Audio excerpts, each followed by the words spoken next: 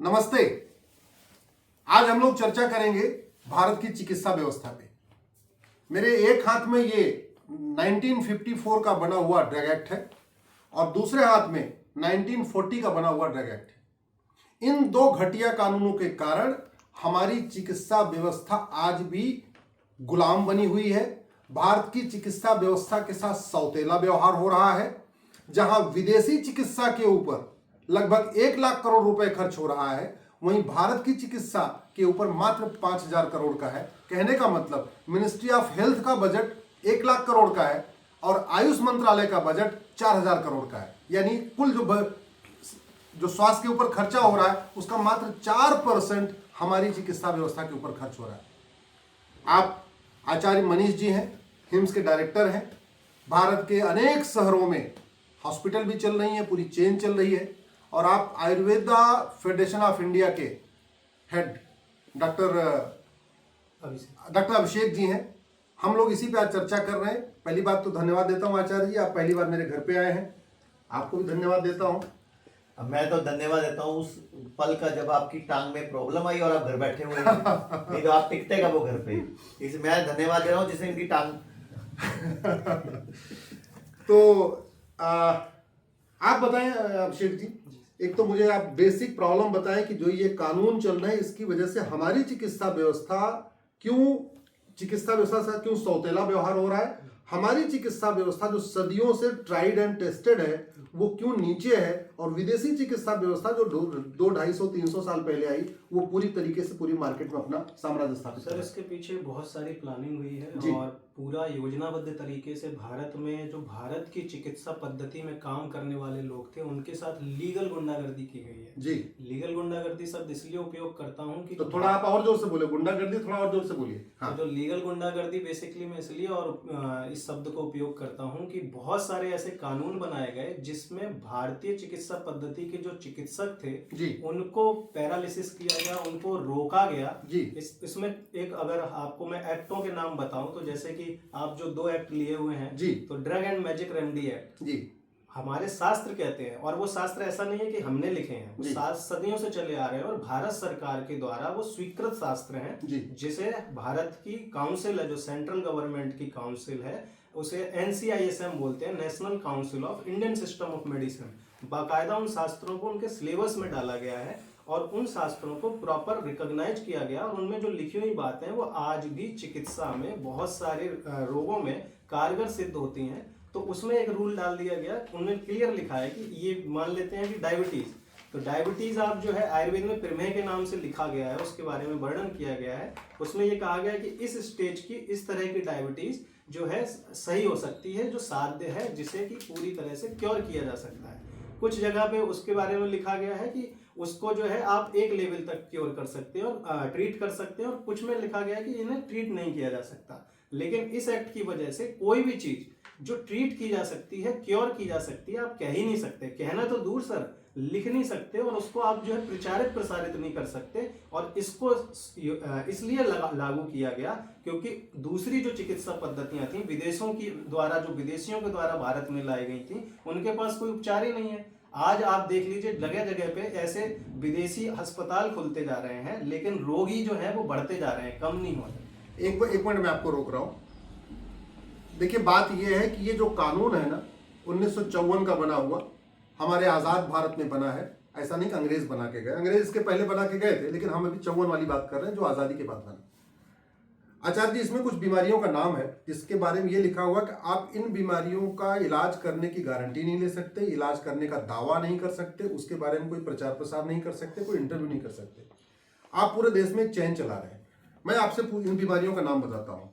अंधापन का इलाज आपके यहाँ हो सकता है कि नहीं हो सकता है?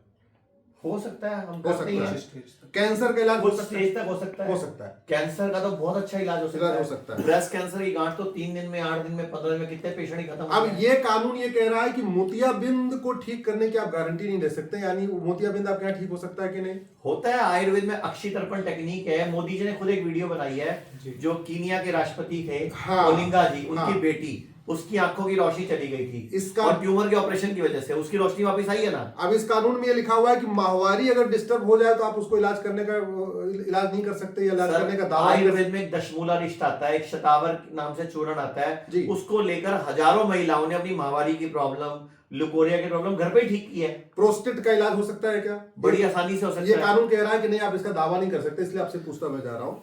ये कह रहा है मिर्गी और बुखार का भी इलाज आप दावा नहीं कर सकते।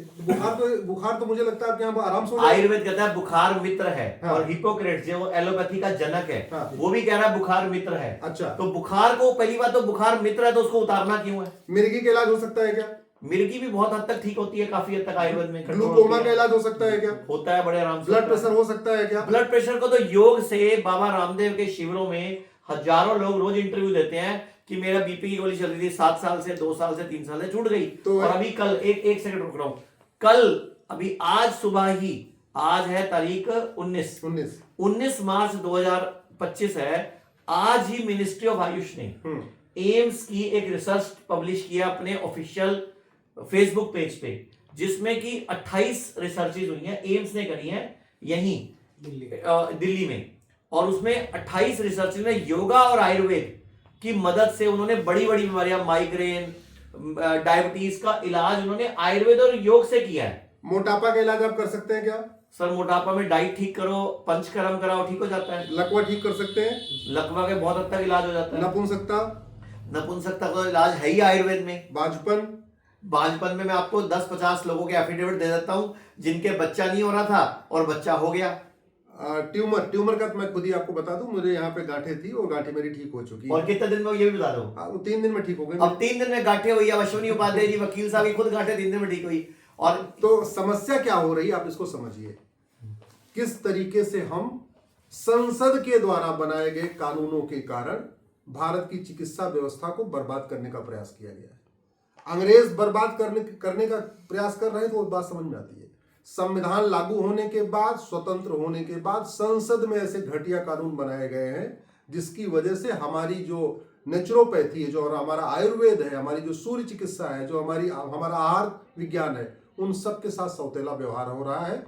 स्थिति ये हो गई है कि डॉक्टर का मतलब एमबीबीएस ही होता है, डॉक्टर का मतलब बीएमएस होता ही नहीं है। स्थिति ये हो गई है कि बीएमएस को एमबीबीएस से नीचे माना जाता है। सर वो एमबीबीएस नहीं है सर, वो भी आप फिर गलत बोल रहे हो। वो बीएमबीएस है। बीएमबीएस वो एमबीबीएस लिखते क्यों है? मैं तो आपको कई बार बोल चुका हूं सर, केस वेस करो। तो इस कानून को चैलेंज करेंगे, लेकिन मैं पहले भी कहता हूं, इस कानून को चैलेंज करना केवल मेरा काम नहीं है, केवल आचार्य जी का काम नहीं है, केवल डॉक्टर अभिषेक का काम नहीं है। कायदे से अच्छे कानून बनाना सांसदों का काम है। सांसद को वेतन भत्ता, गाड़ी बंगला, free air ticket, free rail ticket, आजीवन पेंशन, फ्री में सिक्योरिटी, ये सब क्यों मिलता है? अच्छे कानून बनाने के लिए, घटिया कानून बनाने के लिए नहीं। और अगर कोई घटिया कानून बन चुका है उसको ठीक करना भी सांसदों का काम है।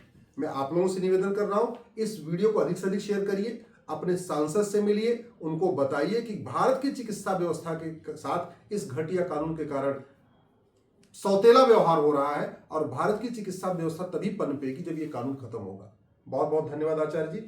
मैं एक बात बोलना चाहूंगा, कल आज 19 मार्च है, कल 18 मार्च को प्रेस क्लब ऑफ इंडिया में आप साथ बैठे थे, एक प्रेस कॉन्फ्रेंस की थी हमने जी। आप बताओ सर, 6 कैंसर के पेशेंट अलग अलग तरह के पेश किए हमने, नहीं, और आपको खुद सुन के क्या लगा उसकी कहानी? बड़े आश्चर्य करने की बात थी। मतलब क्या गजब का खेल हो रहा है। उस पर हम निश्चित रूप से हम लोग अलग से चर्चा करेंगे, उस पर अलग से चर्चा करेंगे। तो मैं चाहूंगा वो वीडियो भी आप डाल देना जरूर अपने पेजेस पे। Thank you.